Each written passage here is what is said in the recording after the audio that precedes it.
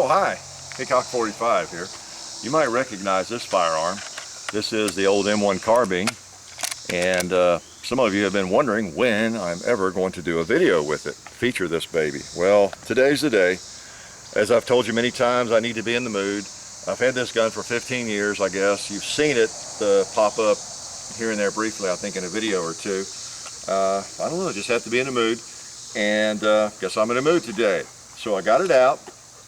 This is the M1 carbine. It fires 30 caliber cartridge. Not quite as big as a 30-06, is it? So it's actually, there are pistols, revolvers at least, chambered for this cartridge. Ruger makes one, I'm not sure who else, but so it's kind of a glorified pistol cartridge, and you get right down to it. And that's one of the criticisms of that cartridge, it's underpowered. Well, yeah, but it was intentionally underpowered. It's a small gun, and this gun was designed for tankers, people involved in transportation.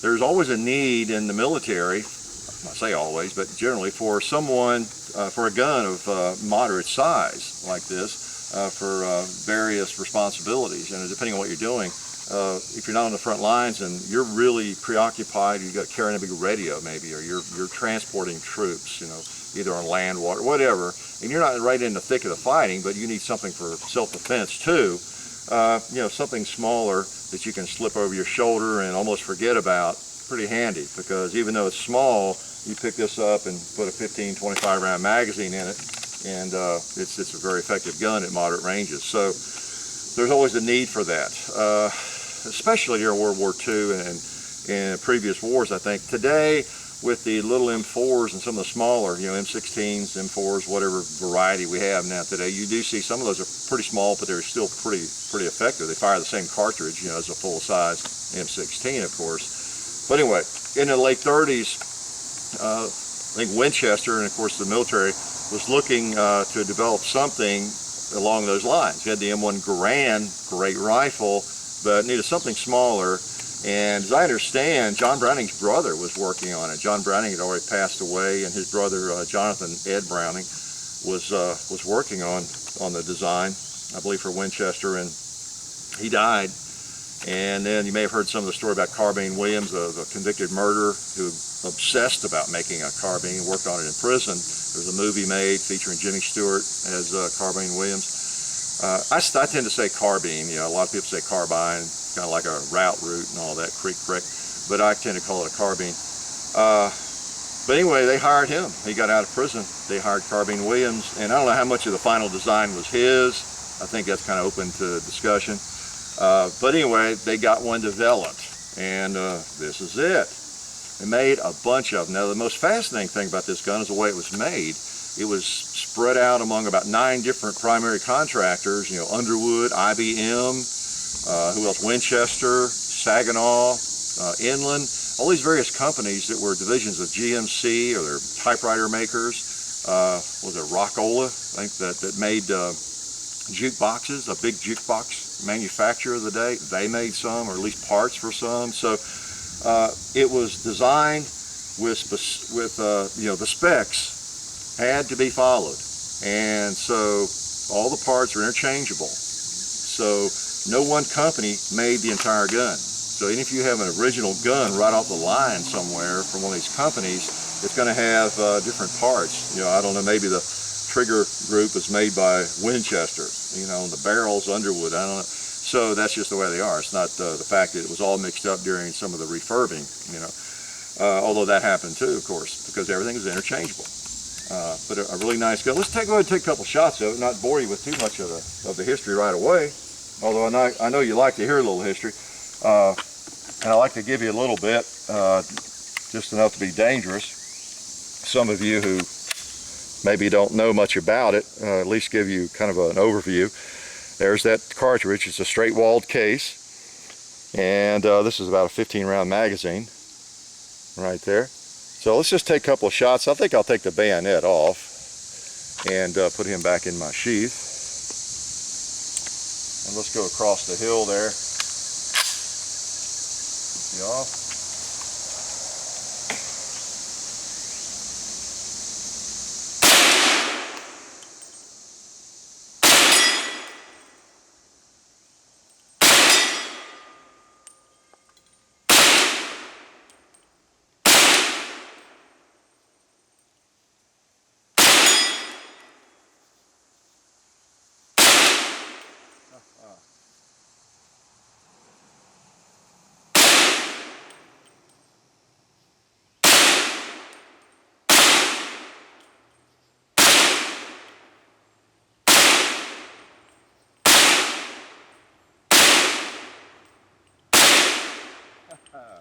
Got him. Oop, click. All right, got that bottle in the last shot. Now, I'm not sure about the sights on this. I have, as always, I have excuses, right? I try to have 4 or 5 ready. My excuses for not firing this gun that well is the stock is very short. You notice this? You know, so I didn't want to stick something on the back today. I'm not sure I even have anything that'll fit this gun. I'm also not 100% sure where to hold on the sights. I don't shoot it much, but it feels really good. If I can think of any more excuses, I'll pass those along to you. But other than that, I don't have any. The trigger's not bad. It's a pretty accurate little round. And if I'd shoot a little more often, I think I'd get to where I could probably hit pretty well with it. Let's try a couple more here. All right. Some bowling pins and some of these guys.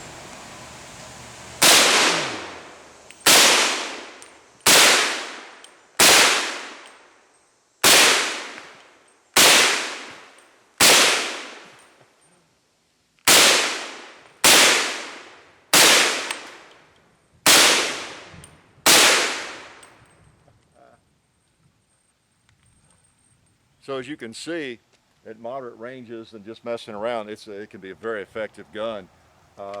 Let's go on back out there a little bit with that plate.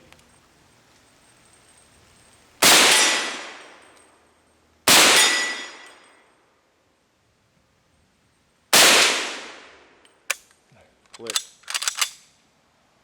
Nice, nice. So magazine out. A couple things on the gun. The way you lock the bolt back, just a little button here, there's a little notch there, you can see that. You bring it back, push down on that, that holds the bolt back. Kind of interesting. I don't know of any other gun exactly like that. This gun, also, it's a Saginaw, at least the receiver, and maybe the barrel, I'm not sure. The stock, I believe, is a Winchester. You've got some markings on it here, and it also has a W up here, so I believe it was Winchester. And I'm not sure about some of the other parts on it. I'd like to take the sight off someday and see. I mean, when I bought it, it was I was told it was a Saginaw. That's what they had on the ticket and everything. But it's really almost impossible to read under that sight. It looks like it starts with an ST, but I'm assuming they were correct. But this gun, as you can see from the stock, this baby, it looks as though it has been dragged, you know, through somewhere, Europe, I don't know, the Pacific. It really, it's one of those guns that if it could talk, would probably have some stories to tell. Because this is not a reproduction, by the way. This is the M1 carbine from the day it was used, you know, in World War II. So, which, by the way, the M1 carbine, it came about in first ones were shipped, as I understand, in 42. And between 42 and 45, they made 6 million of them. So there were a lot of them, and all these various manufacturers, they went to work. That was during World War II, of course. And they put these things out and got them in the hands of the soldiers. So the interchangeable parts system worked pretty well. It was really kind of a new thing to do it on such a grand scale like that, and it worked out really well. So a lot of our soldiers had these. It was used in World War II. Of course, Korea, I think the M2, the select fire version, you know, had fully automatic capability, came out late in World War II, and it was used a great deal in Korea. And then even in Vietnam, a lot of our soldiers had these early on, as I understand, before they got the M14 and the M16. And then we gave a lot of these to the South Vietnamese and to help train them with these. So it has a lot of history actually in action. And some of y'all that really study this particular gun know more about it than I do. You know me, I'm a jack of all trades. I like a lot of different kinds of guns, and I really appreciate these old things and the history of them. There were some commercial models made too in the 60s, 70s, and 80s. You know, you may have seen some of the Universal was one of the brands. I'll say who else made some of those. Universal, I think Ivor Johnson, you know, Plainfield Manufacturing.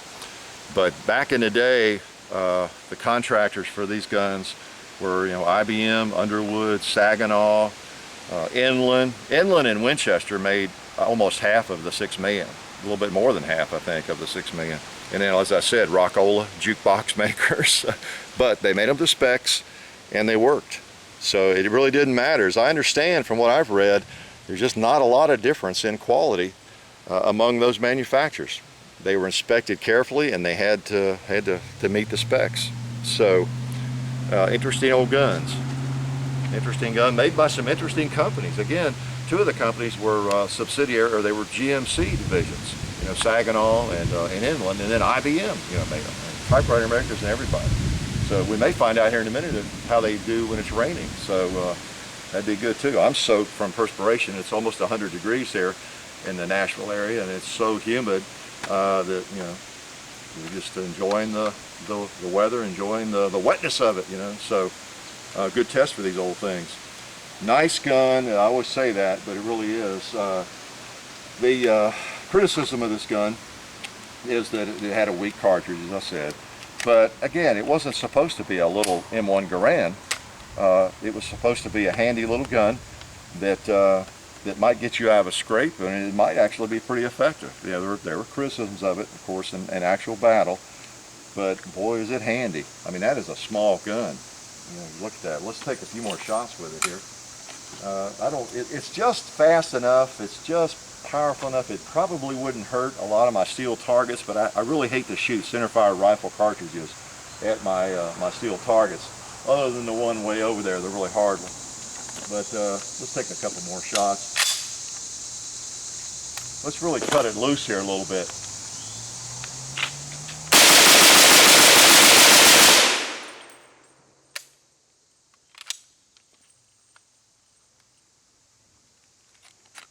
So you see, this has a fully automatic function on it.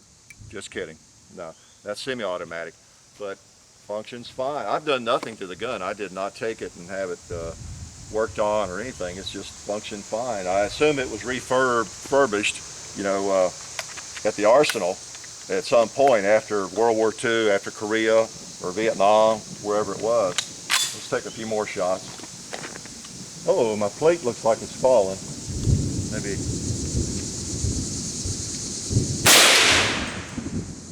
I don't see it. Well, I'm gonna hit that turkey over there on the right, see if it'll knock him over.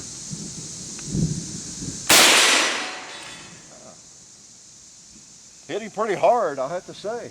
Yeah, I always feel like this is a weak cartridge, but I'm not sure that turkey falls like that. With even a 44 Magnum knocked him down with that much authority normally. Well, let's go some bowling pins here.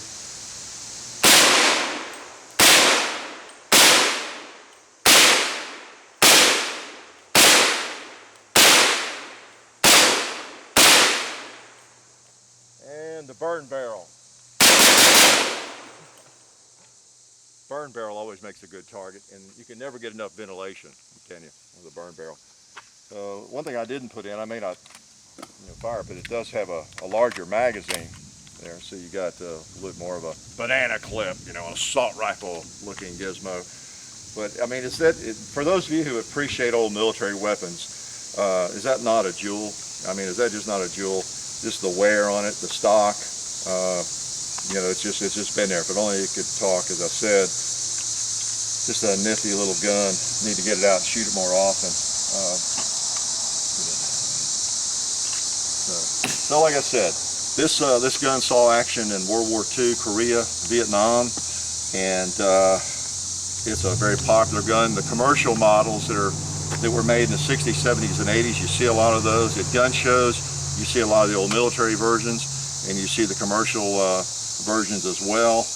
And, you know, people work on these, you know, get the parts and build them up themselves, of course legally, because they're just a very popular little gun.